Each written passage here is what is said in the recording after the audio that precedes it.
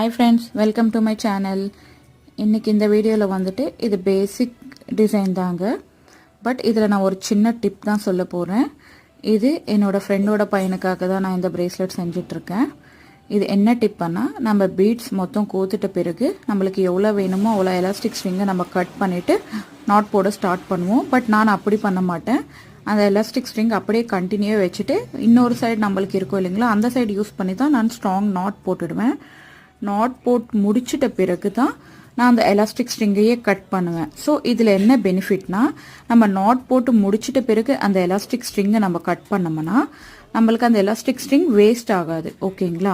இந்த மாதிரி நம்ம ஒரு 4-5 பிரேஸ்லெட்ஸில் இந்த மாதிரி மிச்சம் பண்ணோம்னா நம்ம ஒரு பிரேஸ்லெட்டே மேக் பண்ணலாம். இது பிகினர்ஸ்க்கு ரொம்ப யூஸ்ஃபுல் டிப்பாக இருக்கும்னு தான் நான் நினைக்கிறேன். இந்த வீடியோ உங்களுக்கு பிடிச்சிருந்தா லைக் பண்ணுங்கள், மறக்காமல் நம்ம சேனலை சப்ஸ்கிரைப் பண்ணிக்கோங்க.